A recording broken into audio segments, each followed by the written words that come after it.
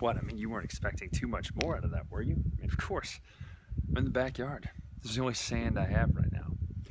But underneath this sand lies something mysterious, something so strange and incredible that I can't even talk about it because you would be angry. So, on that note,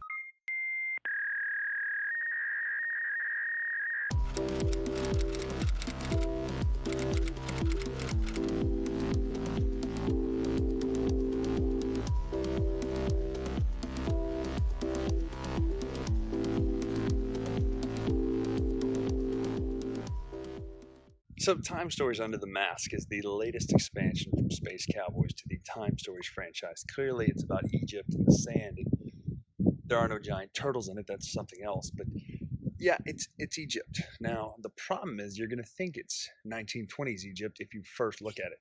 But the date clearly says it's ancient Egypt, so it's a little bit different. That's not a spoiler. If you're worried about spoilers, there are going to be some at the end of this video, but not right now. Just kind of want to talk about overview and first thoughts about this one. This was my favorite so far. Asylum and then this probably are right about here. Prophecy Dragons was cool. Marcy Case is my least favorite, and I can talk about that in the spoiler section, why is my least favorite.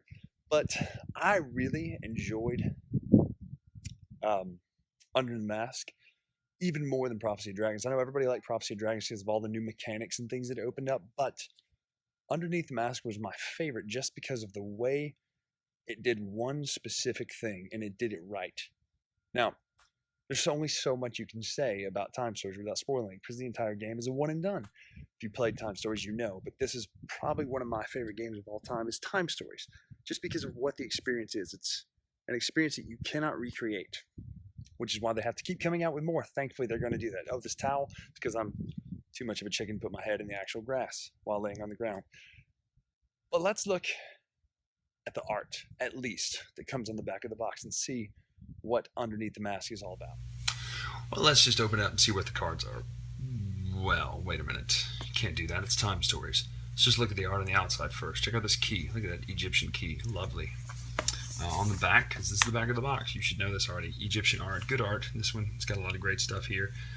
Cool theme, you know, all that different kind of stuff. A lot of characters in this one. Tells you when and where this one plays. 90 minutes per session. We just always knock it out in one session, so I don't know about all that.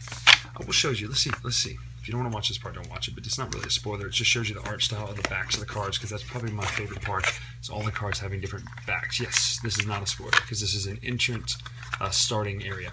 So you can see the back of the location cards and the back of the item cards here without spoiling anything, but it's just really neat looking stuff. So that's what's in the box. Too bad I can't show you more. So, final thoughts on Underneath the Mask or Under the Mask. I really can't remember right now what it's called. Is it is my favorite one, and it does things a little bit different. There's a little bit of pickup and delivery mechanic versus it's not a super combat heavy one. It does have a great puzzle in it though, and when I get to the spoiler section in a minute, I'll talk more about that. But the puzzle in it is phenomenal, and it furthers the story from Prophecy of Dragons. So people are wondering, hey, is this kind of one long story, or is this just kind of every individual one? This clearly tells you need to probably play the rest of them if you want the whole overarching story. If you think you can just dive in and be okay with one and done, that's fine. But it's one of those things you probably need to read or to play all the other ones, because there's Easter eggs too back to the other games, especially in Prophecy of Dragons. It was the worst about that in a good way. Easter eggs to the past games and then hopefully future games. It even included an Easter egg too. Underneath the Mask, so you definitely want to check that out. There's only so much you can say about a Time Stories game.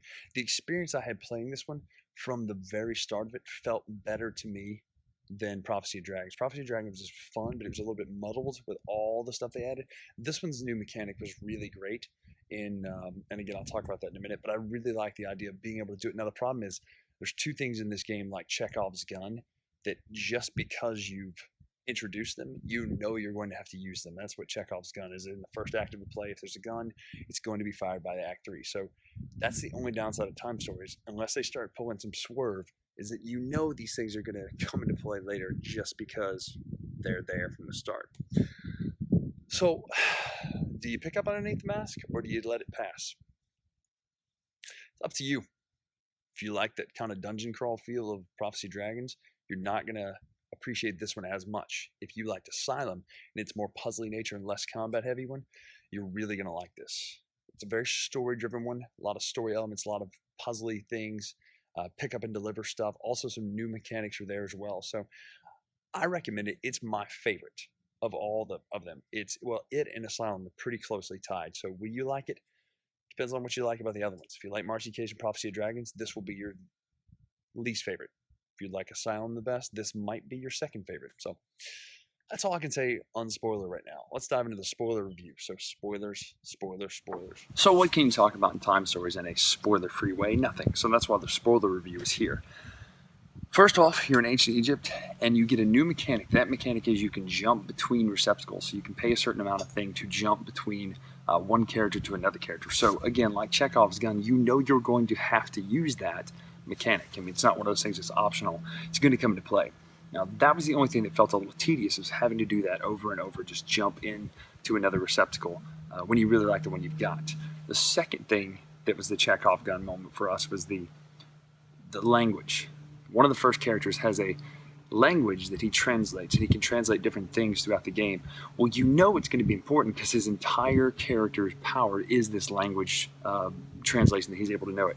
And so when you get to the puzzle at the end of the game, to me, one of the best puzzles, you can luck your way through it, unfortunately. It's the one downside. In Asylum, you could not luck your way through that puzzle. You had to know it, and that was the best moment of any board game ever, was that experience of knowing, hey, we're stuck unless we figure that out. And then that second we figured it out, it was like, we all jumped up from the table. It was crazy. This one, you could luck your way through it if you wanted to, but when you pick up that card and you have to hold your breath and everybody comes up and counts their stuff, it's such a cool idea. You're underwater and having to hold your breath is brilliant. So Andy, my friend who played that character, as soon as we saw those letters, we looked at each other and were like, yes, this is it. So we let him translate it real quick, and then obviously if you know the answer, you count them up or whatever. I don't remember what the answer was, but the point is, if you have those letters and you know to translate it, you know the answer. You win just like that. But you don't win in the easy way. You win by solving the puzzle. That's what's beautiful about it. Now, at the end, I don't know which of those cubes we were supposed to get. If I have to cheat one day and figure out if I got the wrong one, I don't know. We got what we felt like was the better cube. I'm not really sure. I can't remember if it has the symbol on it to keep or not. But unless you do this in 2 different runs, you can't keep both of those cubes, I don't think. So we got one of the cubes. We got the one where we ended up killing the guy who definitely seemed more evil, but that's probably some swerve right there. But all in all, man, we love this game. It's probably the best Time Stories. To me, it's the most fun just because of the way it uses new mechanics. Prophecy of Dragons felt convoluted with all that exploration, or the going through. That was cool, going through the dungeon and all that stuff. But man, there was just so much to it. Buying this stuff, and then you have that whole separate mystery deck. That mystery deck was cool in Prophecy of Dragons. Marcy Case. Here's why we didn't like it. It's because we missed the one girl, and we could have sworn we couldn't find her. And so when you get to the end the first time, it tells you to match up the DNA. Well, naturally, we take notes about everything, so we just took notes of what the right one was, and we found the wrong girl. We found all the other girls. We just looked at our notes of what matched up. So we found that puzzle in a funky way that wasn't quite right, instead of finding a clue that tells you the right girl is her. So that was my only gripe about Marcy Case. It was fun, but this one I like because it's not so combat heavy. I'm not into the whole huge combat thing. If I want to play combat heavy game, I'll play Imperial Assault or something like that. But this one, very puzzly, very thinky, so that's why we liked it.